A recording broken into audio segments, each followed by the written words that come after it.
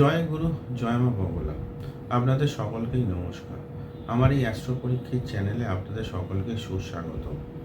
রাশিচক্রের দ্বিতীয় রাশি হলো বৃষ রাশি। বৃষ রাশির পক্ষে এই বছরটা শারীরিক অবস্থা খুব একটা ভালো যাবে না।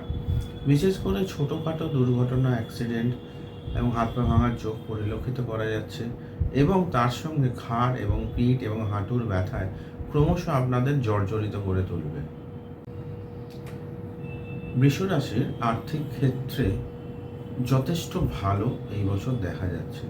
বিশেষ করে যারা চাকরি করছেন, চাকরির বিষয়ে যাদের একটু সমস্যা বা মতবিরোধ দেখা যাচ্ছে, কি হবে না হবে, তাদের কিন্তু একটা স্টেবল পজিশনে ওনারা কিন্তু যেতে পারেন।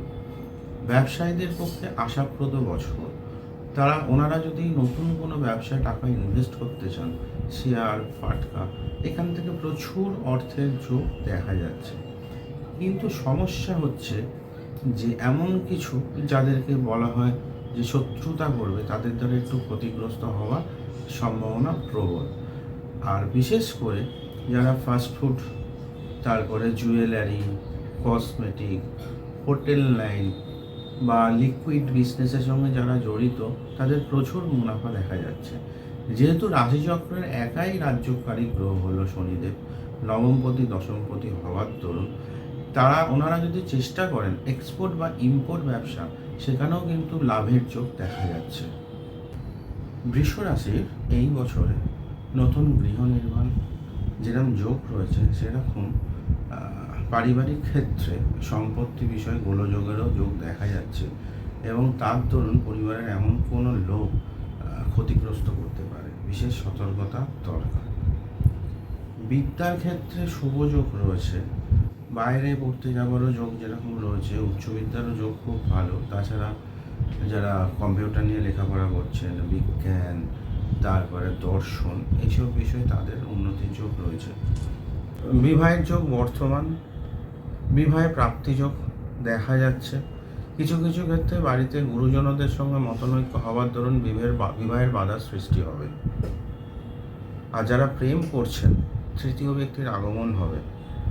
আর যাদের কেউ নেই, চাইছে জীবনে কেউ আসুক, তাদের জীবনে আসবে। সুস্বাস্থ্যের জন্য ভ্রমণের অবশ্যই দরকার। তার সঙ্গে কিছুটা হলেও ভ্রমণের বাধার চোখ সূচিত করছে। আপনারা যদি ধাম বা কোনো তীর্থক্ষেত্রে যান, তার সুফল লাভ আপনাদের জীবনে আসবে। বৃষ রাশির ক্ষেত্রে যে কোনো মাসের বিশিষ্ট উল্লেখযোগ্য দিন 3 তারিখ, 9 তারিখ, 7 তারিখ, 23 তারিখ, 19 তারিখ।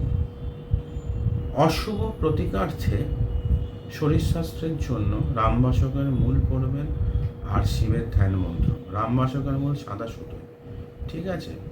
আর আর্থিক দিক থেকে যদি আপনাদের খুব সমস্যা হয়, বিদ্যাধারকের মূল সবুজ সুতোয় পড়বেন, এবং বিষ্ণুজির শতনাম, বিষ্ণুজির অষ্টোত্তর শতনাম।